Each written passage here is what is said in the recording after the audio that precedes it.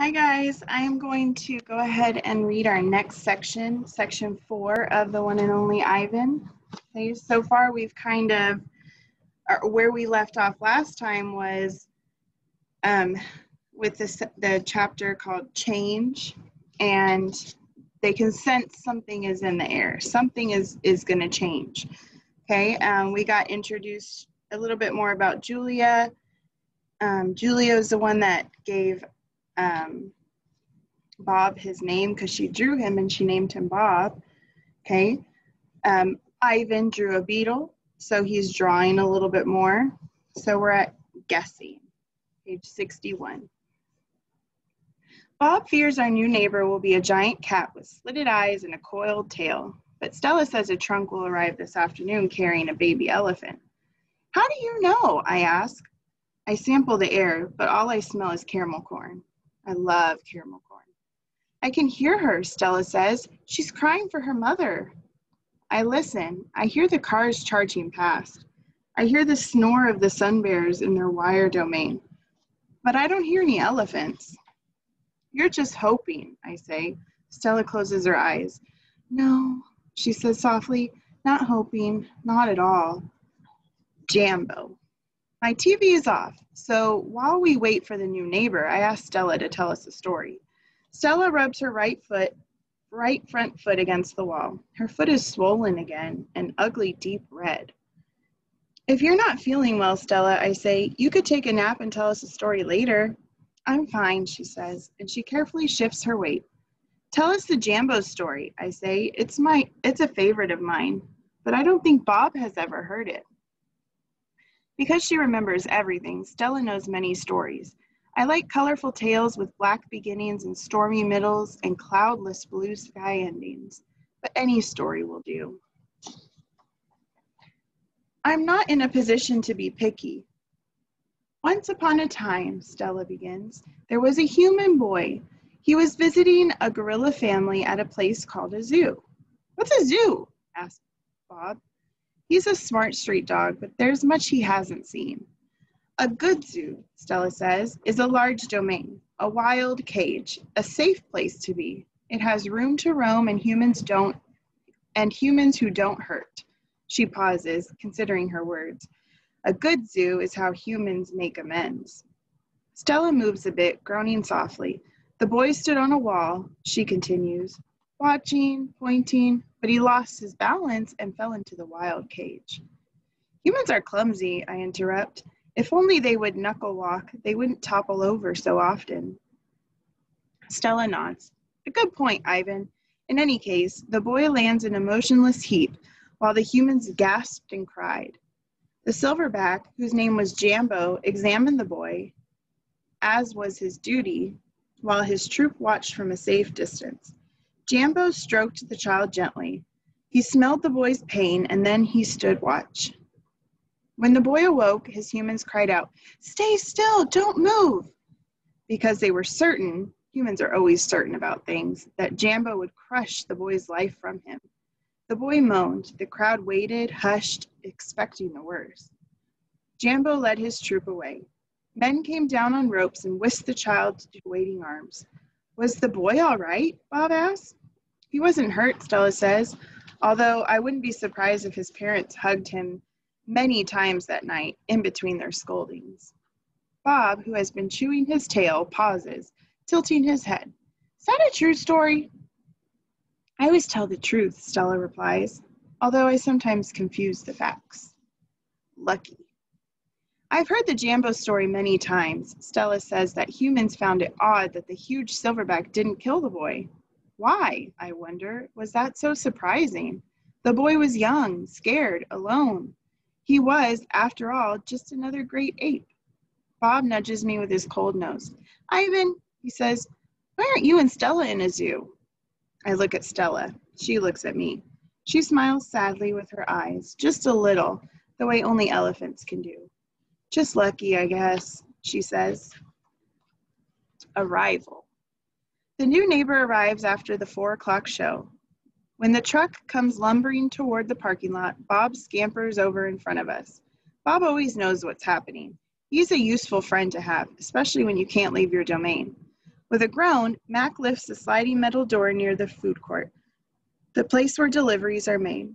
A big white truck is backing up to the door, belching smoke.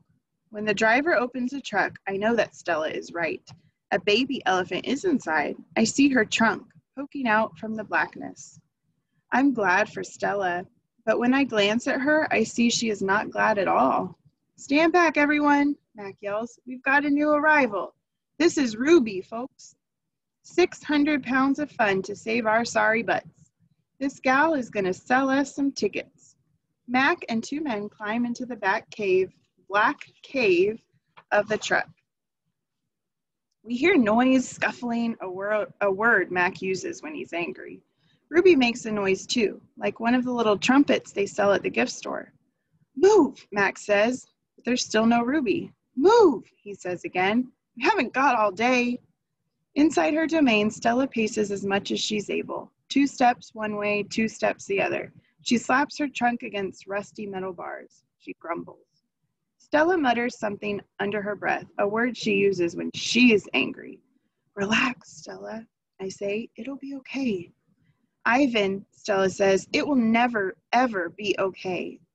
And I know enough to stop talking. Stella helps.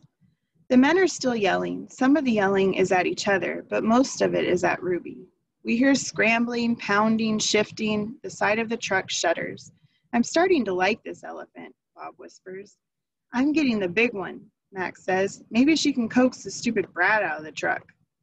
Mac opens Stella's door. Come on, girl, he urges. He unties the rope attached to the floor bolt.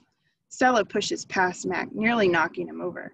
She rushes as best she can, limping heavily toward the open back door of the truck.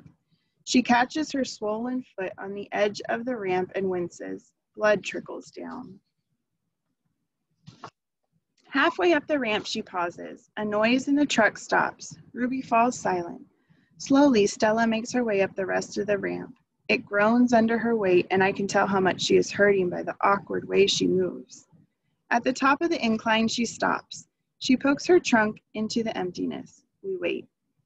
A tiny gray trunk appears again. Shyly, it reaches out, tasting the air. Stella curls her own trunk around the baby's.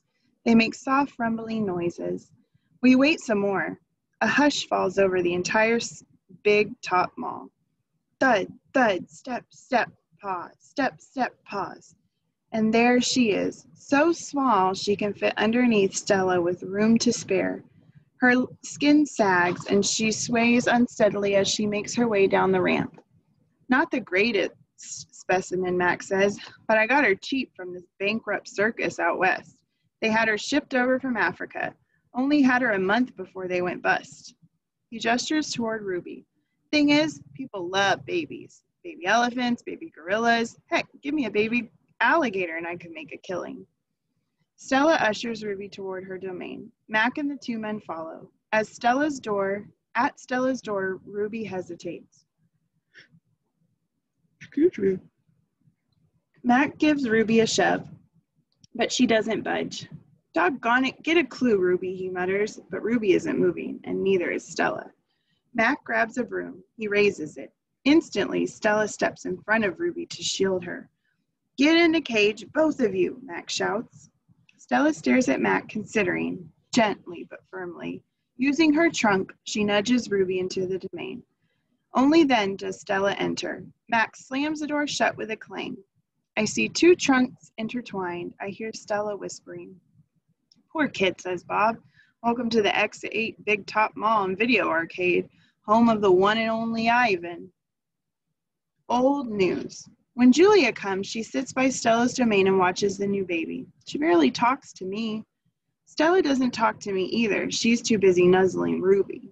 She is cute, little Ruby, with her ears flapping like palm leaves, but I am handsome and strong. Bob trots a circle around my belly before settling down, just the right spot. Give it up, Ivan, he says. You're old news. Julia gets out a piece of paper and a pencil. I can see that she is drawing Ruby. I move to the corner of my domain to pout. Bob grumbles. He doesn't like it when I disrupt his naps. Homework, Julia's father scowls. Julia sighs and sighs, and puts aside her drawing. I grunt, and Julia glances in my direction. Poor old Ivan, she says. I've been ignoring you, haven't I? I grunt again, a dignified, indifferent grunt. Julia thinks for a moment, then smiles. She walks over to my domain, to the spot in the corner where the glass is broken. She slides paper through. She rolls a pencil across my cement floor. You can draw the baby elephant too, Julia says. I bite the pencil in half with my magnificent teeth. Then I eat some paper. Tricks. Even after Julia and her father leave, I try to keep my sulking, but it's no use. Gorillas are not, by nature, powders. Stella, I call out. It's a full moon, did you see? Sometimes when we are lucky, we catch a glimpse of the moon through the skylight in the food court. I did, Stella says. She is whispering, and I realize that Ruby must be asleep. Is Ruby all right? I ask. She's too thin, Ivan, Stella says. Poor baby. She was in that truck for days. Mac bought her from a circus the same way he bought me, but she didn't have to be there long. She was born in the wild like us. Will she be okay? I ask. Stella doesn't answer my question. The circus trainers chained her to the floor, Ivan, all 4 feet, 23 hours a day. I puzzle over why this would be a good idea. I always try to give humans the benefit of the doubt. Why would they do that? I finally ask. To break her spirit, Stella says, so she could learn to balance on a pedestal, so she could stand on her hind legs, so a dog could jump on her back while she walked in mindless circles. I hear her tired voice and think of all the tricks Stella has had to learn. Introductions. When I awake the next morning, I see the little trunk poking out between the bars of Stella's domain. Hello, says a small, clever voice. I'm Ruby. She waves her trunk. Hello, I say. I'm Ivan. Are you a monkey? Ruby asks. Certainly not. Bob's ears perk up, although his eyes stay closed. He's a gorilla, he says, and I am a dog of uncertain heritage. Why did the dog climb your tummy? Ruby asks. Because it's there, Bob murmurs. Is Stella awake? I ask. Aunt Stella's asleep, Ruby says. Her foot is hurting, I think. Ruby turns her head. Her eyes are like Stella's, black and long-lashed, bottomless lakes fringed by tall grass. When is breakfast? She asks. Soon, I say, when the mall opens and the workers come. Where? Ruby twists her head in the other direction. Where are all the other elephants? It's just you and Stella, I say, and for some reason, I feel like we have let her down. Are there more of you? Not, I say, at the moment. Ruby picks up a piece of hay and considers it. Do you have a mom and a dad? Well, I used to. Everyone has parents, Bob explains. It's unavoidable. Before the circus, I used to live with my mom and my aunts and my sisters and my cousins, Ruby says. She drops the hay, picks it up, twirls it. They're dead. I don't know what to say. I'm not really enjoying this conversation, but I can see that Ruby isn't done talking. To be polite, I say, I'm sorry to hear that, Ruby. Humans killed them, she says. Who else? Bob asks, and we all fall silent. Okay, I'm going to stop there, and we'll continue next week with the next section. And I will post your quiz on Friday.